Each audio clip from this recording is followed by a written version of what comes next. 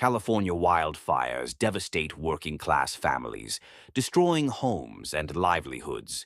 Lower-wage workers in some of the homes and businesses ravaged by fires are scrambling to find housing and jobs with little to fall back on. For years, Oris Hernandez worked alongside her mother, who 2 decades ago started the family's daycare business in their home in Altadena, California. It only took hours for the wildfires that leveled entire Los Angeles area communities last week to consume their home and their livelihood. The blazes destroyed the remodeled garage where they had their licensed childcare business. Gone is the brightly lit room where 12 to 15 children from mostly working-class families from Altadena and Pasadena played with multicolored toys and filled out worksheets. The photos of kids that adorn the walls are now cinders.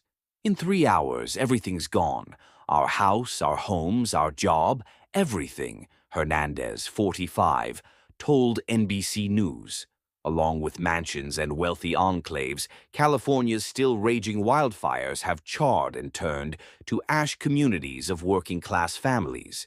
The merciless flames left gardeners, caregivers, domestic workers, child care providers, and others without the tools needed to do their jobs.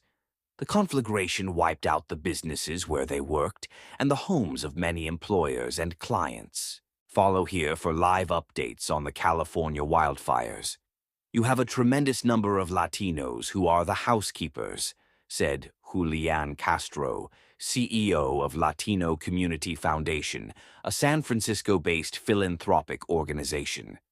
They are the gardeners. They are day laborers.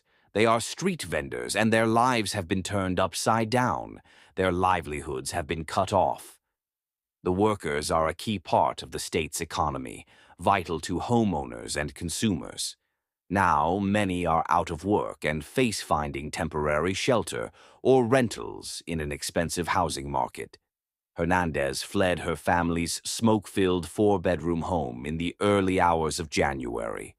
8 with her 2 kids, her husband and her parents, and only important papers and clothes for 2 days. They are now staying with a sister in Arcadia.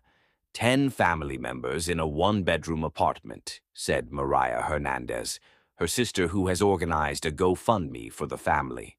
Latino. From LA wildfires to hurricanes, immigrants help rebuild after disasters. Some may face deportation. We know of 12 who have completely lost their homes, and dozens more have sustained damage that prevents them from reopening their child care centers, Gallegos said. Members of the Carrillo-Hernandez family at a family gathering. Members of the Carrillo-Hernandez family at a family gathering. Courtesy the Carrillo-Hernandez family, short-term needs, long-term fears. Similar stories have played out across other industries that employ the working class. Alberto Campos's job as a landscaper provided a good life in Altadena for him, his wife, and his 2 daughters, ages 15 and 9. He had worked as a dishwasher and a cook, cared for horses and trimmed trees, changing jobs and learning skills to increase his earnings as his family grew, he said. The fire was some 20 feet to 25 feet from their rental home when they escaped. The family, first interviewed by Telemundo, 52 Los Angeles, learned their house was rubble from video shown to them by a friend.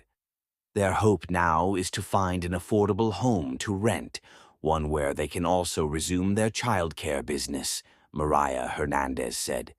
The absence of childcare has also had a cascading effect for workers in the area, some of whom receive vouchers from the state to help cover costs. There are more than 20,000 home-based childcare providers in Los Angeles County. 200 were in Altadena alone, said Blanca Gallegos, spokeswoman for Service Employees International Union Local 99. It's unclear how many of those businesses now lie in ruins.